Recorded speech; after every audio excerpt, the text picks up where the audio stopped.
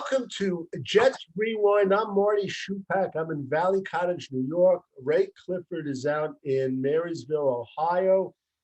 And we are celebrating a Jets 31-30 win over the Cleveland Browns. That in the last 2 minutes, I've never Not seen even 2 minutes. a minute and 15, whatever it was. It was. We'll get the details. Ray, how you doing? We're great now. Thank God you watched the games till the end. Yeah, well, When they scored that touchdown to go up by, I thought 14, I was like, all right, that's enough.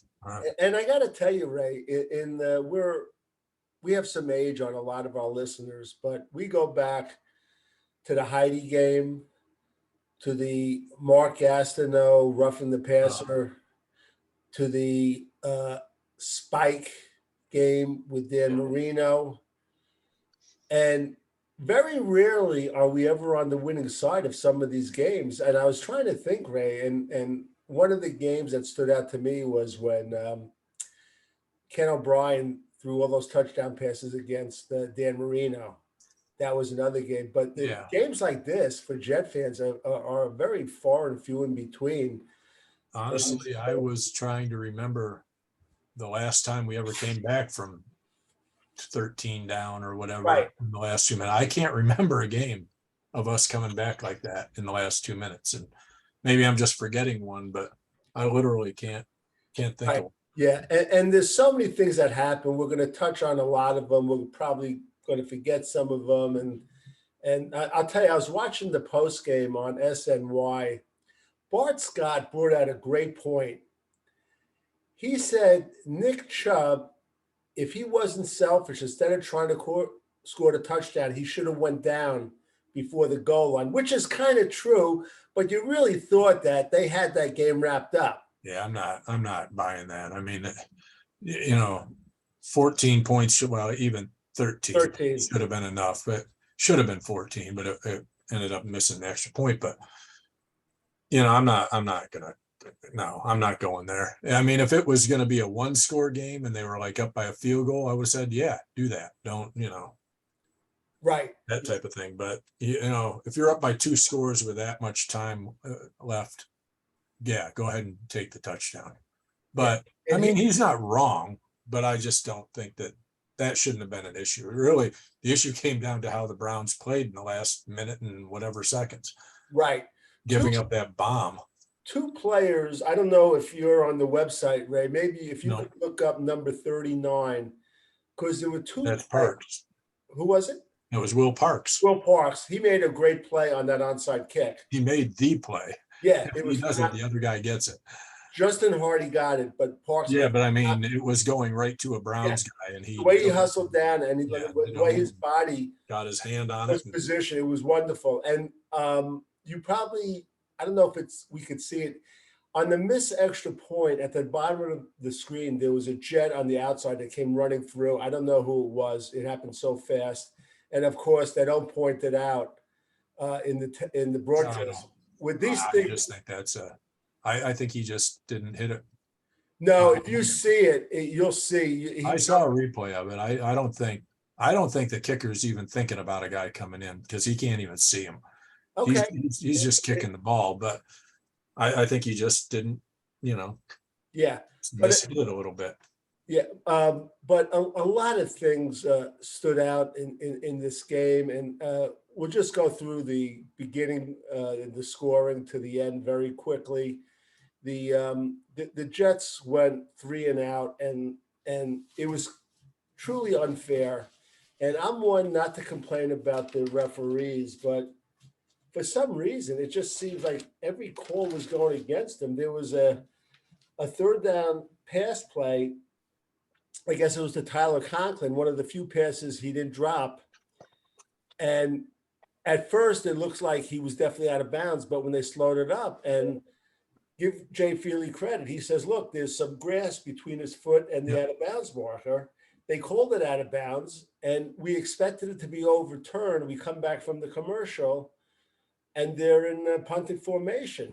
And I said to you, I'm irritated by that. I'm irritated by the the guy, the ref on the broadcast saying, well, I thought you were right too, but if even a blade of grass is touching, and I'm like, what are they looking at? Because clearly there was green between his, and I don't care if one blade of grass had some extra white paint on it, so it was touching his shoe, which no ref could have seen that. They missed it. But what bugged me more, I think more was, and that wasn't the only time during the game, they go away for their commercials and they're so busy making their money on commercials. By the time they come back, we aren't even seeing the same thing with the supposed touchdown that ended up getting overruled. They come back and they're already going for the next play. Yeah. I'd rather hear the ref say no. The broadcast is getting really out of hand, and they're taking advantage of how popular football is. I don't want to get philosophical on a day like today. We just should all be celebrating, and we're finally going to go to sleep on a Sunday night with a smile on our face. Hopefully, the Dallas Cowboys will take those Cincinnati Bengals to the limit as we're doing the show today, because that's who our next opponent is. Although I want the Bengals to win so that they aren't coming in all pissed off. Right. Yeah. Win. Take them to the limit, but lose. Yeah. Maybe win in overtime, pull a couple of hamstring muscles. First quarter, though, after that play wasn't overruled, and Ray, I had texted you and called you up. Jacoby Brissett just took him right down the field. And I don't know what it is about the Jets. Year after year, we take the most average quarterbacks, opponents, and we make them look like Dan Marino, Johnny Unitas. It was unbelievable. And a big part of it was, Ray, we put all this emphasis on pass rushing. We couldn't get a decent pass rush. He was very comfortable. And when he had a run for a first down, he would just jog for a first down, Ray. What's going on with our defense? Yeah, he was just taking it easy, trying to decide if he wanted to go out of bounds or do what. But well, I mean, I will say the Browns' offensive line is decent. It's not like they're trash and we should have done better. I thought we should have done better against the Ravens than Cleveland, because they were on their second and then third, left tackle, and we didn't get any pressure. That bothered me. But it's kind of a give and take. I'm upset at that, but our run defense is so much better than it was last year, with the exception of that last drive or so when I think they started getting tired. And Nick Chubb is a load. This is typical for him. Start having big runs. Well, the drive where they scored to take the lead, I was mad because it looked like they were tackling the ball and not the guy. So he's running for 10 yards while they're trying to yank the ball out of his arms, and it was driving me nuts. I'm like, they aren't even in field goal range yet. Let's stop them. Right. You're 100% right. It was brought out, too, on the postgame show, Ray. That was a great observation. You said it to me during the game. Yeah. But in the first quarter, they scored on a Chubb run. And give credit, because we were so bad last week on third downs. And I just want to point out, there was a third down at play, 3rd and 4, and Flacco ran for a first down. And the thing that I thought was interesting is, the quarterbacks, and maybe he didn't have a feel of how far he was, but if you remember, Ray, he went head first, if you remember that. Yes. So I could only think that, and he didn't have to go head first. He had it. No, he already had the first But down. Give him credit. I'm not a huge Joe Flacco fan, but he dove for the first down. At the end of the first quarter, it was, I guess, 7-0. And I'm going to have to pull up how the second quarter went. We scored 2 touchdowns and they scored 1. And we actually went into the locker room. It was 14-14, which I thought was not bad as far as the way they were playing. Again, Bryce Huff was not activated. We didn't get a pass rush all freaking game. And, Jacoby Brissett was 22 for 27. He threw that interception on his last pass of the game. But the guy, and the worst throw of the day. Yeah, he ran for 43 yards. And look, 2 guys that we have been so down on is Ashtyn Davis and the other Davis, Corey Davis. And they came through. Corey Davis came through on that touchdown in the fourth quarter where I have no idea what Denzel Ward was doing, Ray, to be honest with you. No I saw idea. that replay, and he just literally let him go. And there's no safety back there. So I think even Flacco was stunned when he's down the field that far wide open. All I thought was, because I had, luckily, like I said, you watched the end of the game, because I was mad. I flipped the channel. You called me up, said, change the channel. Right. And so I'm seeing the replay and I'm like, don't tell me he dropped it. Because I was like, if you had called me to tell me to turn back so I could watch him drop some touchdown pass, I'd have. Right. Right. Well, I got you back in the game, though, Yeah, right? you did. And at that point, I didn't know they'd missed the extra point. So I thought, we Right. were going to try and tie it. Yeah. And they scored their first touchdown on the play to Garrett Wilson. It was like a 2-yard pass. And they the Browns came back. They had a 12-play drive.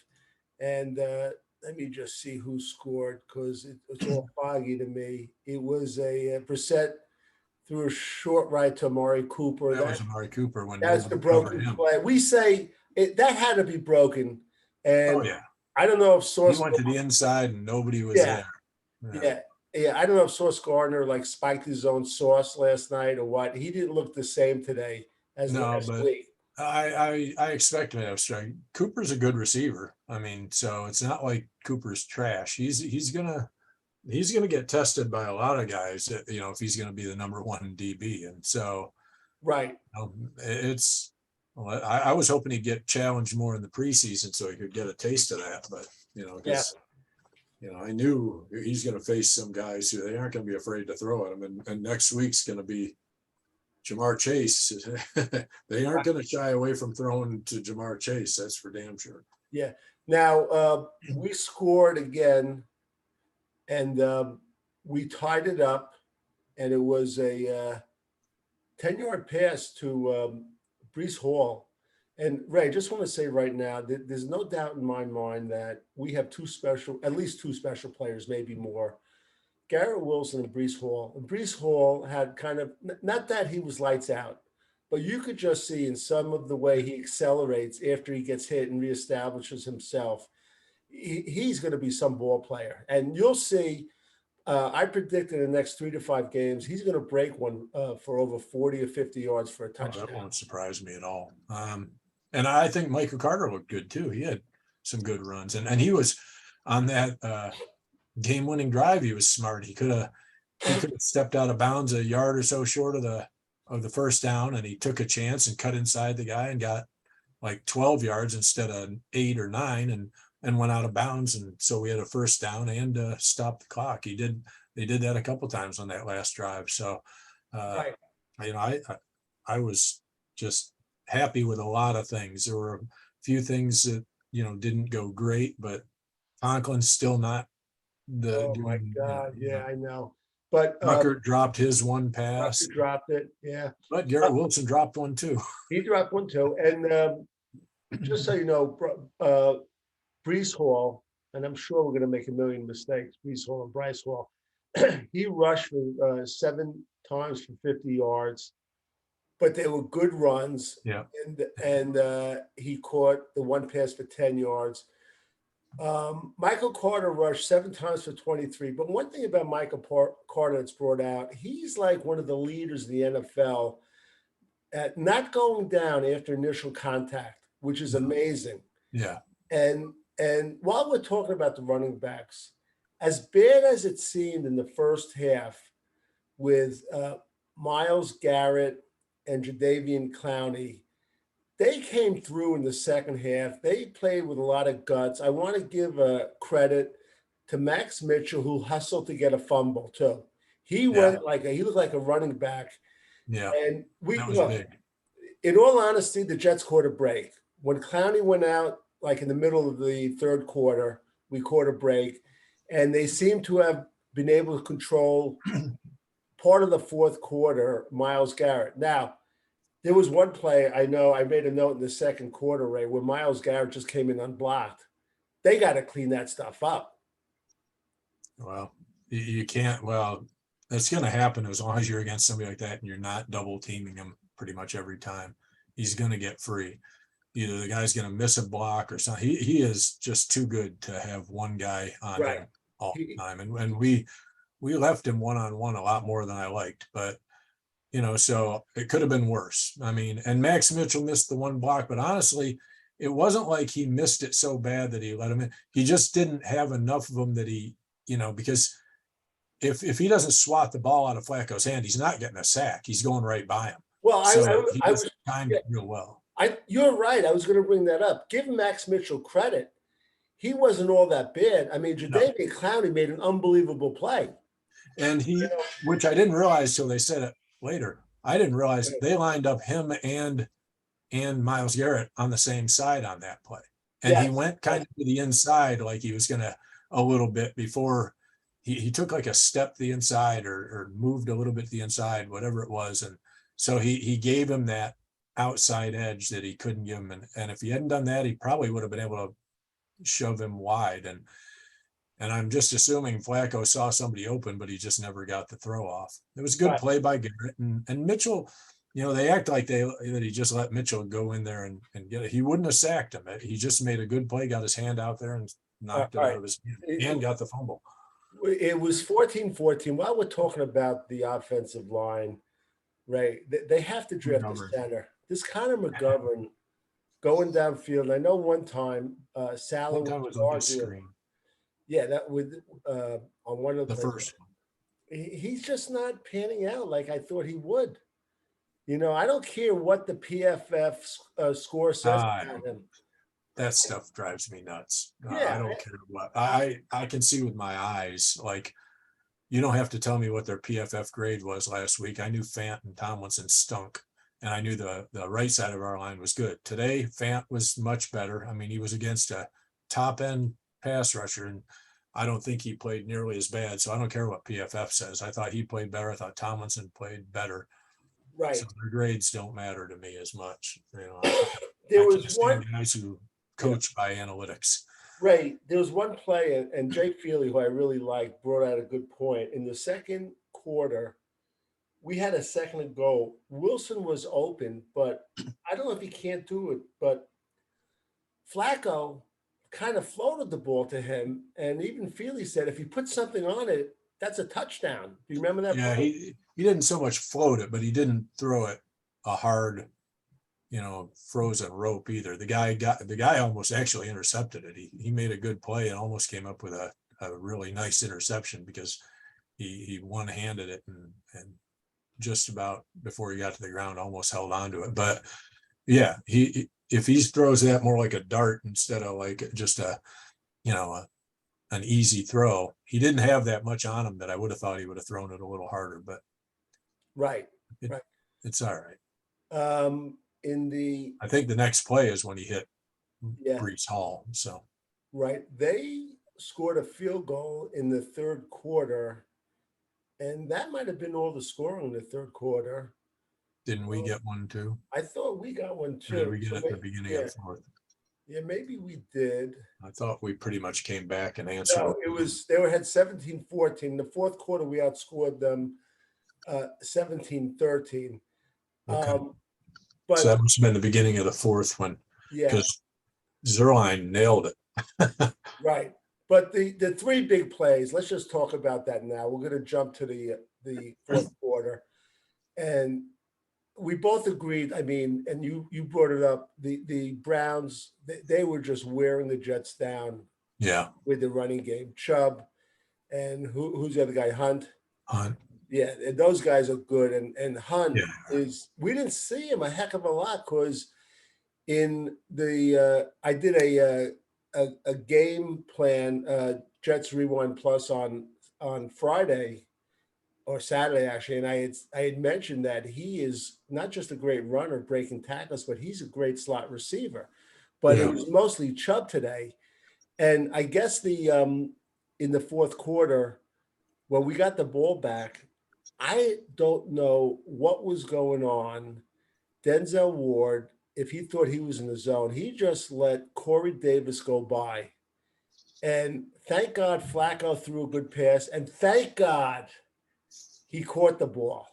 because I've been on Corey Davis's case all day this I, year. that isn't the ones he drops are generally the ones that are harder throws, and he just doesn't, he lets the ball get to his body or something. And so that one was just kind of floated out there for him to run under. So yeah, I wasn't as worried about that, but obviously there was a miscommunication. Denzel Ward wouldn't have let him go if he thought he was supposed to stay with him, because he literally just watched him run by him and never even thought about following him until it was too late. So I don't know what defense he thought it was, but, and honestly, even then we still had to get an onside kick. So it's not like, it was like, we got a chance, but in today's football, getting an onside kick is one of the rarest things going.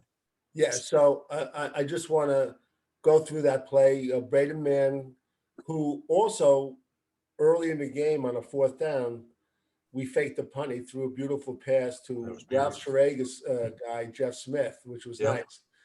But he made an onside kick on 12 yards, and we said 39. Who was he? Will Parks. Will Parks made a great play, but it was covered by Justin Hardy, who he made a great play too. The first pass was incomplete to Conklin, who dropped the pass. The next play was a 12-yard pass to Michael Carter, which was nice. Yep. And the next play, there was a penalty on Cleveland, actually, if you remember, 5-yard neutral zone flat infraction.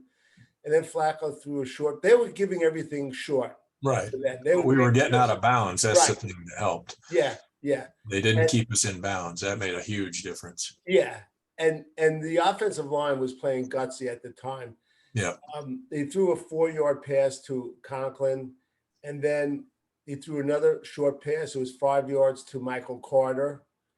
And then it was an incomplete pass to and this was an interesting play. Was that the one to Ty Johnson? Ty Johnson. And Ray, I thought the same thing, but I want to give you credit, because later on you said the best thing in the world was that Ty Johnson didn't catch that ball. That's the best thing he did. They said it on the screen too, but I thought it immediately. I'm like, that would have been like a 2 or 3 yard gain with the clock running. It would have done nothing for us. And who knows what the outcome might have been had he caught that. That was the best thing that happened, was him dropping that. Right. The next play was a nice pass over the middle to Garrett Wilson for 12 yards. And then there was an incomplete pass to Elijah Moore. I don't understand why Elijah Moore doesn't get more balls, right? Ray. Well, that's the other one that, I mean, as much as I love Garrett Wilson, I think Elijah Moore is every bit the playmaker he is too. And I just would like to see him getting more thrown at him too. Yeah. I mean, he's a phenomenal talent. Now, moving forward, I'm guessing that they're going to focus a lot on Garrett Wilson, so Elijah Moore might get defenses will. Yeah, he might get more chances. Oh yeah, and it was a breakout game for Garrett Wilson. Right. He's not a what if or he might be good in the future thing. He's good right now, and they're going to be game planning for Garrett Wilson. Yeah, and the next play it was an incomplete pass. They NFL. I'm on their website. They put M. Garrett. Obviously, it's W. Is it M. Garrett? Who's M. Garrett? Myles Garrett. They might have been talking about. What, did he have a sack or did he get a penalty? Or something? No, just said incomplete. Yeah, Myles Garrett. I don't know what that was all about. But the next play, and there was, I guess, 25 seconds when he went back to pass. He threw a beautiful rope as Garrett Wilson cut to the left, and he caught it for a touchdown. And you probably heard me, Ray, in Valley Cottage, New York, out in Ohio, screaming. And I just started yelling, extra point, please make the extra point. I know. That's the other thing. As much as everything went like perfectly, each time it's like, well, now we need an onside kick. And then we scored. I'm like, oh God, now I dreaded extra point. And after last week, you can't help but go, oh boy. But and then Jacoby Brissett, he scrambled and he went for, I don't know how many yards it was. Before that, and Jay Feely thought they should have more or less squib kicked it and let some time go off. And I get that. I didn't mind that he kicked it out of there and didn't give him a chance to run it back. Because if they'd have run it back to like the 40, they'd had all kinds of time with a timeout to get it, into field goal range. As it is, they had to start from the 25. So I was okay with him kicking it out of the end zone. I was like, but. And he referred back to the Buffalo, Buffalo, yeah, Kansas City game. The but he isn't Pat Mahomes.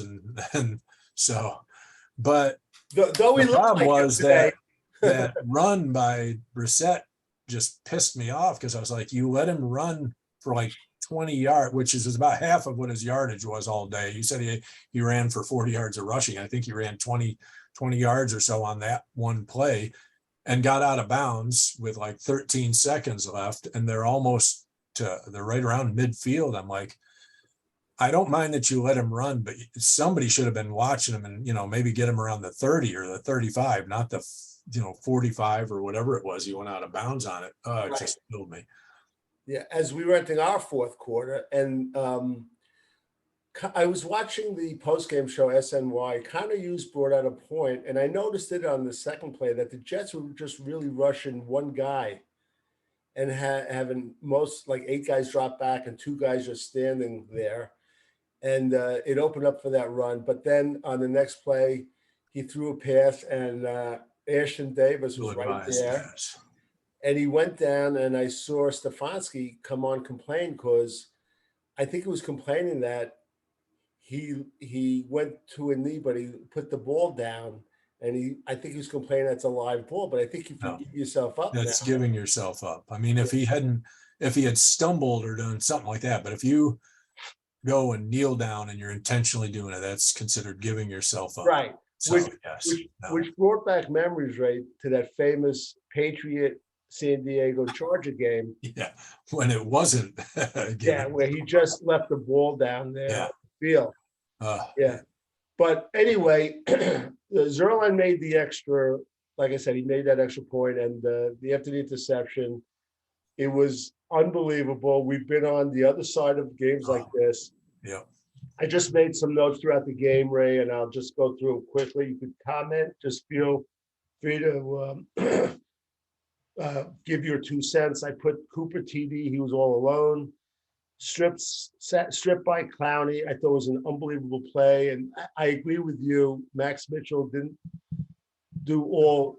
No, that wasn't. Max Mitchell, he held his own, right? Yeah. Second. I had no problem with Max Mitchell. Actually, considering that I think Clowney's a good, defensive end and pass rusher, but he's no Myles Garrett. I thought Fant for the most part held his own, because it was Myles Garrett, and a lot of the times he wasn't getting a lot of help. I'll say this: the first half, it was a tough first half. He played better the second half. Yeah. And I had said on the Jets Rewind Plus that Jadeveon Clowney is a little overrated as a pass rusher, underrated as a run stopper. But today, that was a good play. I also put down the second and goal. Oh yeah, the soft pass we spoke about to Wilson. I said no pass rush in the first half. They just made Brissett look too comfortable. Excuse me, this is from yelling. And I made a note in the first half, and of course it was premature, 0 turnovers, but we got our turnover when it counted. I made a note, McGovern 2 times downfield, and I made a note too that it was in our benefit. Clowney went out in the middle of the third quarter. They said he was coming back, Ray, but when I saw him walking, you know what I said to him? I said, I hope he comes back like that. Yeah. Because he couldn't even walk without a limp. He went and he started running up and down the sideline. He was kind of smiling, but then he stopped running. He was limping. I'm like, I don't think he'll be in. And then he seemed like he was limping more the next time they showed him, and it was like, okay, he's done. Yep. I made a note. We spoke about it. The holding call on Fant, I thought at first it was a bad call. You thought maybe with a different angle, it wasn't an awful call. Just want to comment on that? They only showed the one angle, and I'm trying to be, not just a Homer Jets fan when I'm watching it. I'm trying to look at it, see how it went, and it looked to me like as I don't remember who it was that was on the end there that he was blocking, but as he went to turn, as was it Breece Hall or was it Carter? Might have been Carter that was rounding the corner, and he turned to kind of try and maybe make a tackle. It looked almost like something held him up, like his body kind of went down as if maybe he had a hold of his jersey, but you couldn't see it from that angle. So I don't know for sure, but part of me thought maybe that's what they're seeing, which you couldn't see as well from the one side. Because Jay Feely was like, I don't see it. Well, I didn't see anything for sure, but I had a feeling that maybe from a different angle, you might have seen that he had a hold of his jersey. So I'm not sure though. I mean, it didn't, from what you could see in that angle, he didn't do anything. So I don't know. Ray, maybe you remember, I didn't make a note of it, but there was a pass play. I don't know if it was to Mari Cooper. I was sure he was out of bounds, and then they ran a play quick. Yes. And I'm yelling, throw the flag. I said, there's no way. What did you think about that? I thought he was too. And then they go, let's take a look at that again. And then they show all his catches during the game except that one. I know. You jerk offs. I mean, I was so mad because I didn't think he made it either, but they never really showed. They showed one replay kind of quick, and I thought it looks like one foot was down, but the other one looks like it was off the ground when he hit out of bounds. I didn't think he had both. And I don't know if Cleveland thought so either, because they ran that play pretty quick. By the way, we skipped over it, but probably the best catch of the day was the one out of bounds to Garrett Wilson where he almost broke his back. Yeah. And you and me were so nervous because he was off the field. Yeah. And we thought he was really no, he didn't hold on to that one. That was later when he got hurt. But it was the earlier Flacco threw it, and he got called out of bounds. He didn't get hurt on that one, but he caught it. He was like a yard out of bounds. The one he caught, that's what the one he caught. That was the one that wasn't the same one as the one he got hurt on. The one he got hurt on, the ball hit the ground, and he was immediately. And as we spoke, the old rule used to be if you pushed out, it's a completion, but now it's not. He did hold on that one, but I thought the ball still hit the ground. I made a note. Brissett scrambled for 30 yards. He made him look great. There was a roughing call on Clemens. I thought it was a tough call. He bull rushed this guy. Man, I'll tell you that Michael Clemens, he has a motor. He really does. Yeah. He played. I'd like to see that one again too. He did kind of go at his lower legs, but it looked to me like he was kind of off balance from being blocked. I don't think he intentionally dove at his knees or anything, but I was more bothered by the late roughing penalty against the one guy after I don't know if we punted the ball or whatever, and right that started what looked like their drive that sealed the game. And the guy got that, and all he did was shove him in the shoulder pads. I was pissed. Meanwhile, the Jet fans, 31-30. It was a fabulous victory, just 100% fabulous. And I'll tell you, and I was getting down on him, but nobody needed this win more than Robert Saleh. Oh yeah, he believed me, he needed it, and now they're going to be competitive. You'll see the next game. I think so. Well, I think so. Cincinnati's another good. We're facing 4 tough ones in a row, but it's so nice to get a win in that first month and just kind of be like, okay, I just want to win. I can't stand. Who was it said we'd be 0-9? Was that Brady Quinn? Yeah, he did. Okay. Well, maybe we can message him. Right. But anyway, it was a wonderful ending of the game. If you didn't see it, Jet fans, I'm sure it's going to be on the NFL replay all week, and get your DVRs ready because it's something you want to keep. And you should be extremely happy. We have a couple of budding special players, as we said, in Wilson and Breece Hall and this Max Mitchell. Listen, he keeps playing like he does. We might have found a gem in the 4th round. Ray, any closing thoughts before we close out this session? Just, hey, they did what they had to do to win a big game. It was exciting. I mean, I'm like probably most of the Jet fans is like after that touchdown, the second one they went up by 13. I thought, well, that's it. And I not lying, I gave up. I thought it was done. But the excitement of Ray never gives up. He knew it was never in doubt. So, But all now, right. the What, Bengals are going to be tough. what But did it, Ray, is I said to my wife, I'm not wearing my light gray hat. It never works. I switched to the black hat. All right. For Ray Clifford and Marty Shupak, Ralph Schrager will be back next time. And make sure you go to our YouTube channel. I have a Jets Rewind Plus. I analyze the game plan on usually Saturday mornings. For Ray Clifford and Marty Shupak, until next time.